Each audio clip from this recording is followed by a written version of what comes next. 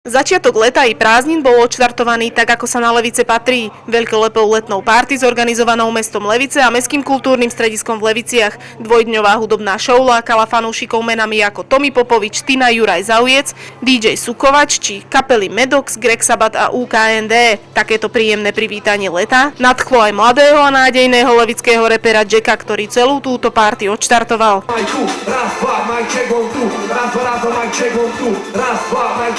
Raz, daj mi mic, Som veľmi rád, že dneska tu vznikla takáto akcia, aj keď sa vlastne upravovali tí interpreti, ale myslím, že ľudia sa môžu prísť pozrieť, zabavia sa, bude tu cok videní. To, čo máme, cenia, možno je veľa, ale pravda je len jedna. Tak povedz, vedia, môže meniť dej nech všetci vedia, nech sa ľudia zmenia. To, čo máme, cenia, možno je veľa, ale pravda je len jedna. To je najlepší pocit, keď stojíš na tom pódiu a ľudia idú s tebou a proste úplne sa tam odovzdáš tým ľuďom. Chcel by som dokončiť album, ktorý bude hotový už pravdepodobne v septembri.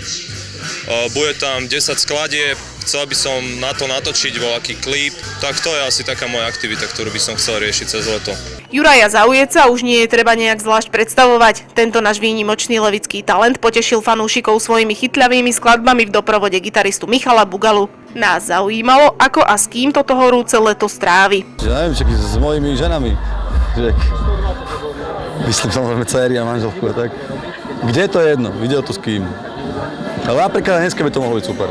Ja sa vždycky teším, keď hrám a keď hrám v Leviciach, tak o to viac.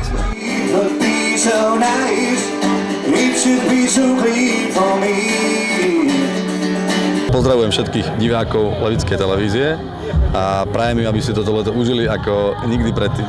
DJ Sukovač bol ďalším sťahákov tohto večera. O najväčší rozruch v publiku sa však už postarali headlinery veľkej letnej párty, a to Tina a stále viac populárnejší Tommy Popovič. Ten sa toto leto oddychovať príliš nechystá, práve naopak. Ja teraz pracujem veľa, chystám si album, potom pôjdem do Spojených štátov amerických, riešiť nejaké hudobné veci a v septembri chcem vydať album na Slovensku a ešte aj v Amerike.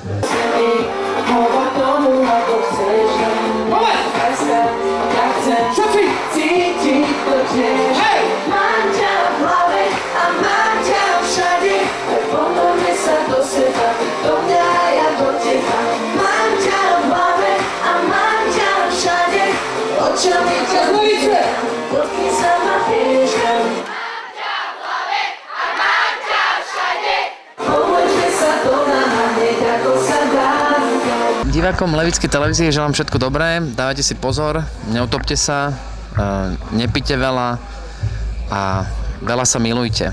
Všetko dobré.